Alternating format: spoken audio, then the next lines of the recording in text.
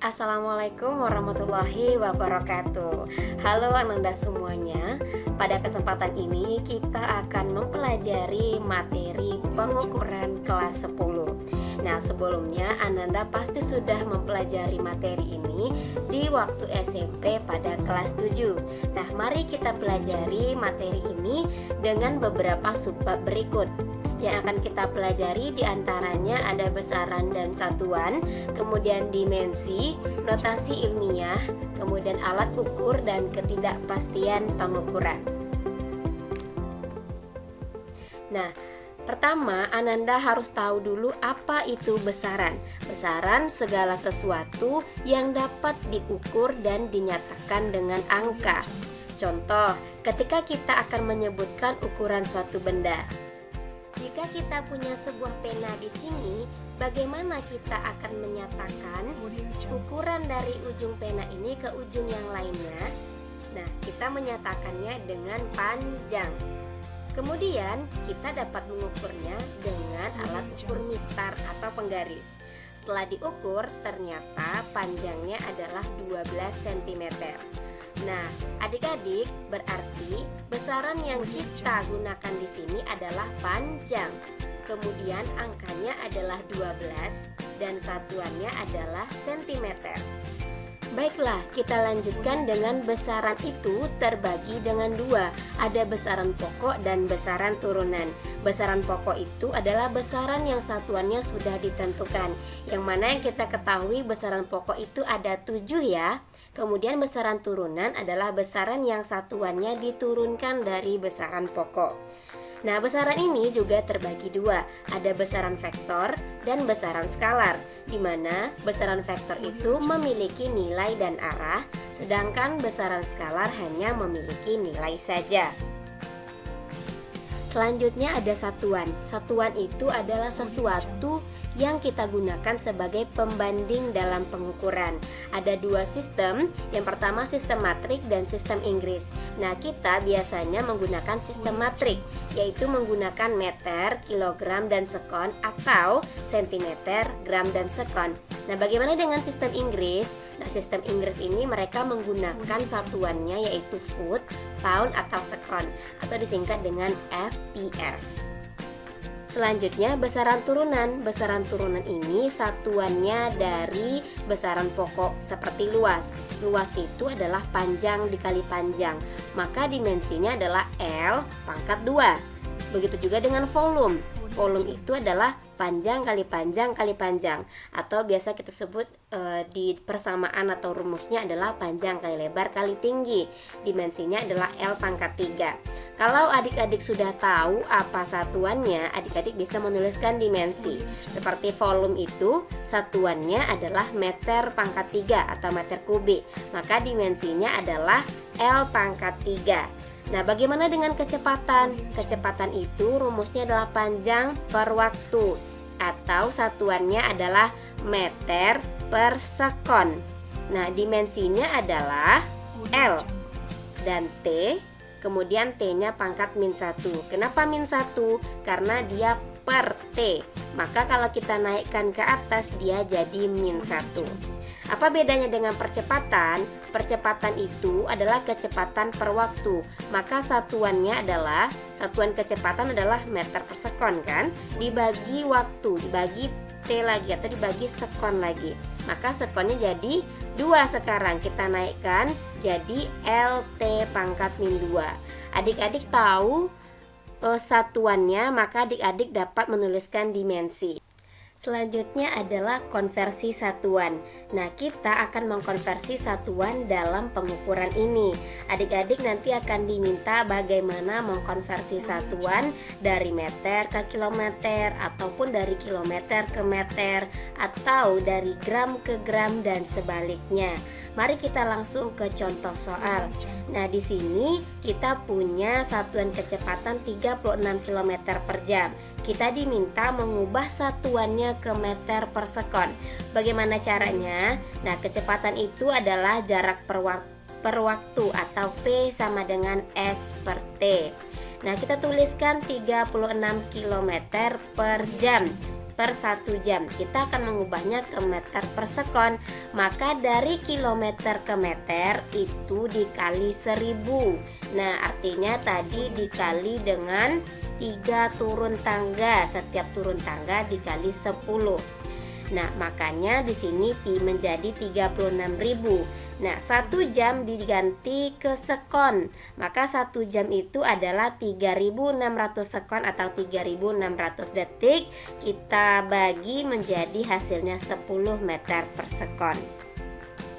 Nomor 2, kita dapat mengkonversikan satuan massa jenis air 1 gram per cm kubik ke dalam satuan kilogram per meter kubik. Bagaimana caranya? Nah, kita harus menuliskan dulu bahwa massa jenis itu adalah massa per volume. Jadi, kita tuliskan 1 gram per cm kubik. Nah, kita akan menggantinya menjadi kilogram per meter kubik. Nah, dari gram ke kilogram kita harus membaginya 1000. Berarti 1 dibagi 1000. Kemudian dari sentimeter kubik menjadi meter kubik itu dibagi 10 pangkat 6 atau 1 juta. Karena kita naik tangga 2 tangga, 1 tangga dihitung 1000. Makanya kita bagi 1 per 1 juta atau 10 pangkat 6. Nah, selesaikan perkalian pembagian ini, kita mendapatkan hasilnya 10 pangkat 3 dan atau ditulis 1000 kg per meter kubik. Nah, di sini kita dapat memberikan triknya bahwa kalau nanti ditanya dari gram per centimeter kubik ke kilogram per meter kubik, adik-adik dapat mengalihkannya 1000. Misalnya, di sini 1 gram diubah menjadi kilogram itu adalah 1000. Kemudian jika ini 15 gram per centimeter kubik menjadi kilogram per meter kubik adalah 15.000 karena kita kalikan saja 1000. Selanjutnya adalah notasi ilmiah. Notasi ilmiah itu adalah cara penulisan baku untuk bilangan yang memuat nilainya yang sangat besar atau sangat kecil dan dituliskan dalam notasi ilmiah. Nah, persamaannya adalah di sini A dikali 10 pangkat N, di mana A itu adalah bilangan asli, angka ya 1 sampai 9. Kemudian 10 pangkat N ini adalah orde, N itu adalah pangkatnya. Bagaimana maksudnya? Kita lihat awalan satuan di sini. Ada berbagai singkatan dan bentuk pangkat. Nah, biasanya kalau angkanya 1 tidak ada pangkat ya kita tulis 1 saja. Tapi kalau sudah 10 pangkat min 2 itu dapat disingkat dengan C atau arti kata itu adalah senti. Kalau 10 pangkat min 3 itu adalah mili. Kita dapat menuliskannya dengan M. Nah, jika 10 pangkat min 6 itu adalah mikro. Kita tulis dengan singkatan seperti ini. Nah, bagaimana dengan kalau pangkatnya pangkat 3? Tadi min ya, sekarang pangkat 3. 10 pangkat 3 itu adalah kilo ya, atau 1000 artinya ini. 10 pangkat 6 atau 1 juta berarti ya, itu mega. Nah, kita tulis M. Begitu juga seterusnya. Bagaimana pengaplikasiannya? Mari kita lihat contoh soal. Di sini ada soal 1, tuliskan jarak 2 kota itu 1.200.000 meter. Kita tuliskan dalam bentuk notasi ilmiah. Karena ini angkanya kan sangat besar, mari kita perkecil dengan menggunakan notasi ilmiah. Maka kita tuliskan angka aslinya atau bilangan aslinya 1,2. Berarti ada berapa lagi 0 ke belakangnya? 1, 2, 3, 4, 5, 6. Berarti kita kalikan 10 pangkat 6. Nah, kalau mau mengujinya, kalikan saja 1,2 tadi, tambahkan 0,6 atau geser desimalnya 6 kali, maka hasilnya akan sama dengan ini, 1.200.000 meter. Oke, sampai situ paham ya? Kita tuliskan 1,2 kali 10 pangkat 6. Nah, 10 pangkat 6 ini dalam notasi ilmiah adalah mega. Maka kita dapat menuliskannya 1,2 megameter atau 1,2 mega atau mm. Kita lihat dari lagi awalan satuan tadi. Nah, ini ya. Dia pangkat 6, 10 pangkat 6 itu adalah mega. Oke, kita lanjut ke nomor 2. Tuliskan bilangan 0,000062 dengan notasi ilmiah. Nah, berarti angkanya ini sangat kecil. Bagaimana kita menuliskannya? Kita dapat menuliskannya dengan A ya. A ini bilangan asli. Kita tulis bilangan aslinya dulu. Menjadi lebih kecil, 6,2 kali 10 pangkat min 6. Kenapa min 6? Kita lihat di sini. Kita pindahkan desimalnya. 1, 2, 3, 4, 5, 6. Berarti 6 kali 2 kali 10 pangkat min 6. Kenapa min? Karena ini angkanya sangat kecil, 0, sekian. Kenapa ini tadi bukan min? Karena ini angkanya besar, seperti itu. Nah, karena ini 10 pangkat min 6 ada di awalan satuan tadi, 10 pangkat min 6 itu adalah mikro, maka kita dapat menuliskannya 6,2 mikro. Seperti ini ya. Kita lihat lambang singkatannya mikro. 10 pangkat min 6 ini dia. Tolong dipahami dengan baik bagaimana penulisan notasi ilmiah ini ya. Kita lanjutkan materinya mengenai alat ukur. Kita mulai dengan alat ukur panjang. 1, yaitu mistar. Ini yang biasa kita gunakan untuk mengukur panjang ya. Adik-adik mungkin sudah bisa mengukur dengan mistar. Nah, di sini kita perlu tahu dulu nilai skala terkecil mistar atau NST. Nilai skala terkecil ini disebut juga dengan ketelitian sebuah alat ya. Ketelitian alat ini yang paling kecil. Kita lihat skala terkecil di sini adalah berarti garis yang paling kecil ini adalah 0. Berarti ada 10 garis mencapai 1. Berarti satu garis ini melambangkan 1 dibagi 10 yaitu 0,1 cm atau 1 mm. Berarti satu garis ini adalah 1 mm. Baik, kita lanjutkan ke jangka sorong. Alat ukur yang kedua, jangka sorong. Jangka sorong ini dia lebih teliti daripada mistar. Dimana kita tahu dengan nanti melihat NST atau ketelitiannya. Nah, jangka sorong ini memiliki skala utama yaitu skala yang di atas, kemudian skala nonius, skala yang ada di bawahnya. Fungsinya untuk apa? Bisa mengukur diameter dalam, diameter luar, dan mengukur kedalaman. Sekarang bagaimana kita menggunakan jangka sorong untuk mengukur? Di sini ada kubus. Bagaimana cara membacanya? Terlebih dahulu kita tahu dulu NST-nya atau ketelitiannya. Nah, ketelitian jangka sorong itu biasanya 0,01 cm. Diingat ya, dari mana kita tahu? Dari skala terkecil di sini, skala utama ini ada 0,1. Sama dengan mistar tadi ya. Dan skala nonius di bawahnya ini dia lebih kecil lagi. Berarti karena di sini ada 10 garis ya, maka 0,1 dibagi 10 garis yaitu 0,01 cm. Artinya skala yang paling kecil di bawah ini menyatakan 0,01 cm. Nah, jangka sorong juga memiliki satu jangka sorong lagi yang ada 20 garis pada skala noniusnya. Tentu ini lebih teliti lagi. Berarti skala yang paling kecil di atas yaitu 0,1 cm dibagi 20 garis.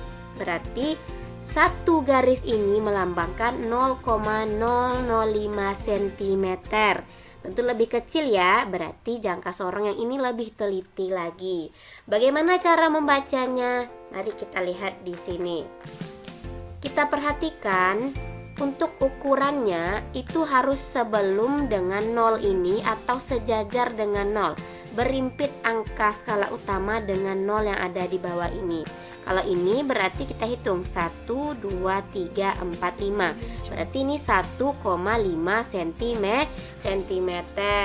Nah, mengukur dengan jangka sorong yaitu rumusnya skala utama yang di atas ditambah skala nonius kali NST.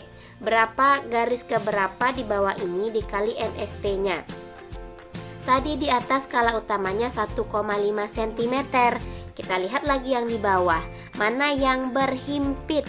Yang berhimpit di sini adalah 5, garis yang kelima. Maka kita kali garis kelima ini dengan NST-nya 0,01. Kemudian kita jumlahkan maka hasilnya 1,55 cm. Gampang ya?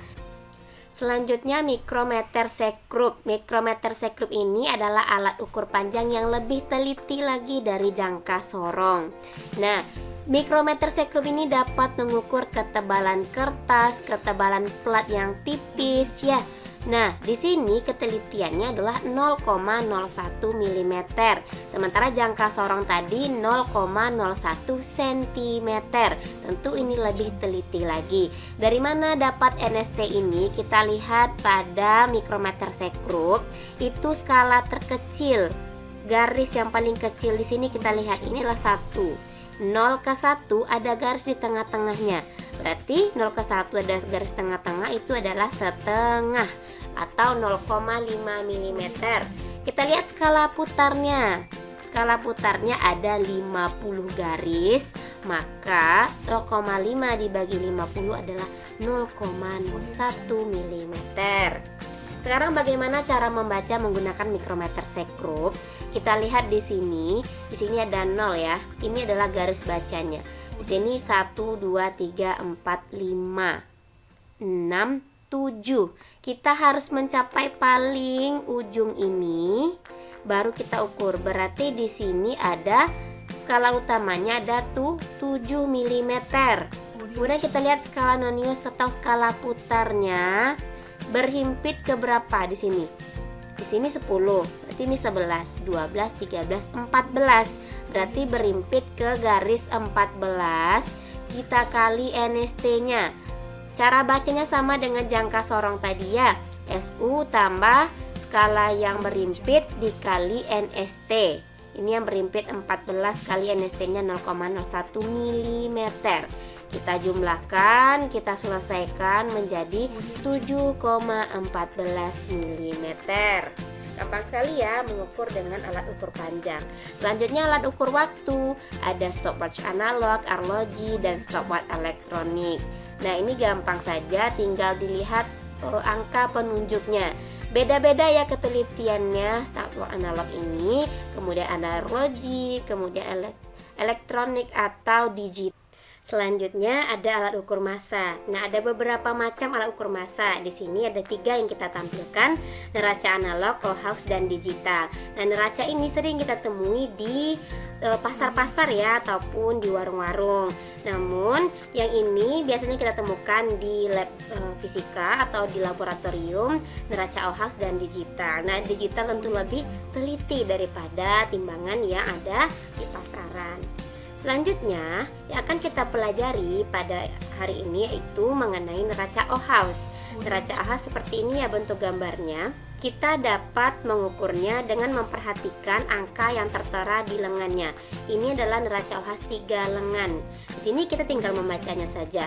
Ada 70, 300 dan 3,3. Jadi kita hanya menghitung angka yang tertera di neraca lengan pada saat kita meletakkan benda dan memastikan semuanya sudah seimbang. Selanjutnya kita mempelajari ketidakpastian pengukuran. Ketidakpastian pengukuran ini terdiri 2. Ada ketidakpastian pengukuran tunggal dan berulang. Artinya ada pengukuran itu yang kita ukur 1 kali atau berulang kali untuk mencapai nilai ketelitian yang lebih tinggi atau lebih tepat hasil ukuran kita. Nah, untuk ketidakpastian pengukuran tunggal ini dituliskan dengan X sama dengan X0 lebih kurang delta X, di mana X0 ini adalah hasil baca skala alat ukur kita, sementara delta X ini adalah ketidakpastian mutlak pengukuran. Ketidakpastian ini yaitu terjadi karena mungkin pada saat pengukuran akan terjadi kesalahan oleh alat ataupun kesalahan kita sebagai orang yang mengukur, yaitu tidak tepat dalam membaca alat ukur. Nah, dapat dituliskan dengan X0 lebih kurang delta X sama dengan setengah NST. Misal, kita mempunyai pengukuran jangka sorong 3,45 cm yang setelah kita ukur, kemudian kita tuliskan ketidakpastiannya itu setengah dari NST alat. NST alat kita adalah 0,01 cm, maka setengahnya adalah 0,005 cm. Maka kita tulis hasil pengukuran kita beserta ketidakpastiannya 3,45 lebih kurang 0,005 cm. Selanjutnya, ketidakpastian pengukuran berulang. Artinya, kita melakukan pengukuran lebih dari satu kali. Dapat dituliskan dengan X sama dengan X bar, lebih kurang delta X. X bar ini adalah rata-rata dari pengukuran.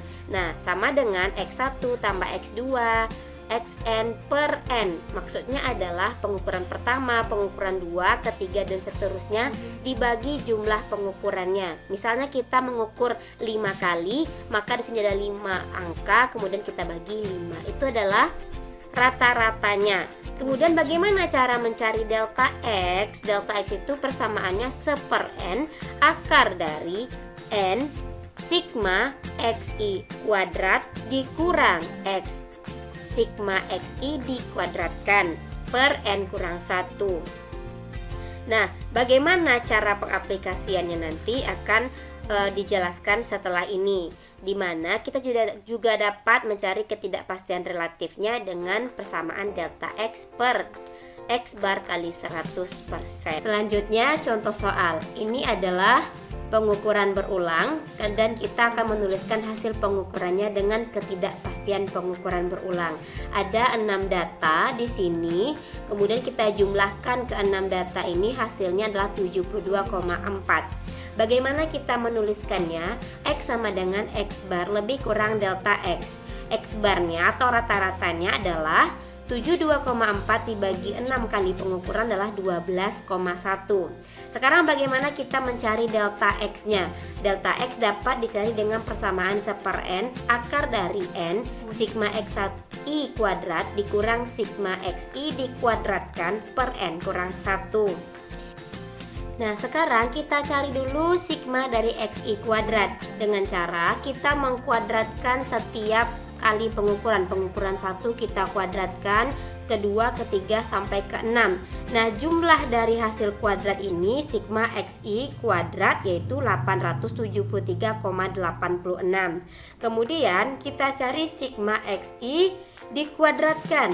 Berarti ini adalah jumlah semuanya ini, kemudian kita kuadratkan. Berarti 72,4 dikuadratkan. Langsung kita masukkan angkanya 1/6. N itu adalah 6 ya. 1/6 akar dari 6 kali 873,86 dikurang 72,4 dikuadratkan.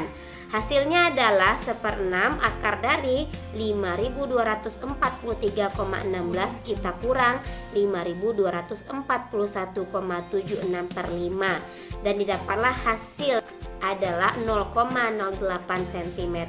Dan kalau kita hitung ketidakpastian relatifnya adalah 0,7%. Sehingga kita dapat menuliskannya X sama dengan 12,1 lebih kurang 0,08 cm. Berarti ketidakpastiannya adalah 0,08. Baiklah, sekian materi mengenai pengukuran kali ini. Semoga adik-adik bisa paham. Dan satu soal untuk menguji pengetahuan adik-adik setelah belajar hari ini. Silahkan tuliskan jawabannya di kolom komentar. Terima kasih. Assalamualaikum warahmatullahi wabarakatuh.